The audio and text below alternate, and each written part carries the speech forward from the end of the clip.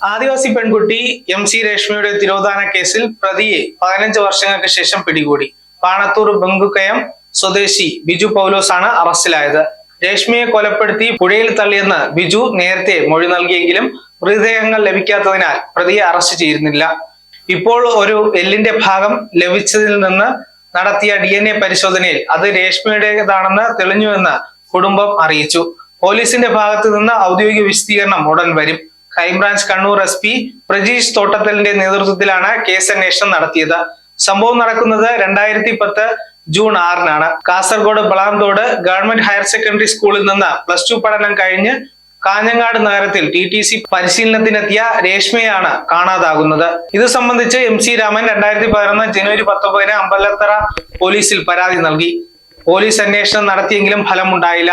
പാണത്തൂർ ബപ്പുക്കയം സ്വദേശിയായ ബിജു പൗലോസ് പെൺകുട്ടിയെ തട്ടിക്കൊണ്ടുപോയി അപായപ്പെടുത്തി എന്നായിരുന്നു ബന്ധുക്കളുടെ പരാതി.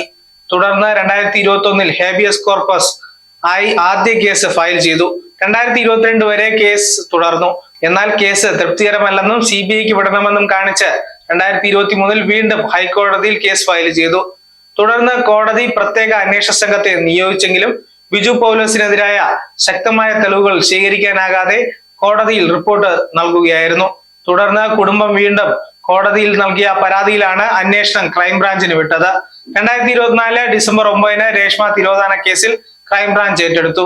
ബിജു പൗലോസ് പെൺകുട്ടിയെ തട്ടിക്കൊണ്ടുപോയി അപായപ്പെടുത്തിയതായി ബന്ധുക്കളും ആദിവാസി സംഘടനകളും ആരോപിച്ചിരുന്നു. തുടർന്ന് 2021-ൽ പോലീസിന്റെ അന്വേഷണം തൃപ്തികരമല്ലെന്നും കേസ് CBIക്ക് വിടണമെന്നും കാണിച്ച് കേരള പട്ടികജാതി സമാജം KPJS സംസ്ഥാന ജനറൽ സെക്രട്ടറി തെക്കൻ സുനിൽകുമാറിന്റെ നേതൃത്വത്തിൽ പ്രവർത്തകർ കുടുംബത്തിനോടൊപ്പം ചേർന്ന് ഹൈക്കോടതിയിൽ കേസ് ഫയൽ ചെയ്തു.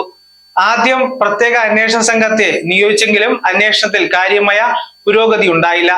അറസ്റ്റ് ഉണ്ടാകാൻ സാധ്യതയുള്ള ഘട്ടത്തിലെല്ലാം പ്രതി ഹൈക്കോടതിയിൽ നിന്ന് മുൻകൂർ ജാമ്യം തേടിയത് അന്വേഷണത്തെ പ്രതികൂലമായി ബാധിച്ചു. പ്രതി രാജ്യം വിടാതിരിക്കാൻ പ്രതിയുടെ പാസ്പോർട്ട് അന്വേഷണ സംഘം കസ്റ്റഡിയിൽ എടുത്തിരുന്നു. News desk zag news. നേരിന്റെ വാർത്തകൾ നിങ്ങളുടെ വിരൽത്തുമ്പിലെത്താനായി സാഗ് ന്യൂസ് ചാനൽ സബ്സ്ക്രൈബ് ചെയ്തും ഷെയർ ചെയ്തും ഒരു ശരിയായ മാധ്യമ നിലപാടിനൊപ്പം നിൽക്കാൻ ഞങ്ങൾ നിങ്ങളെ ക്ഷണിക്കുന്നു.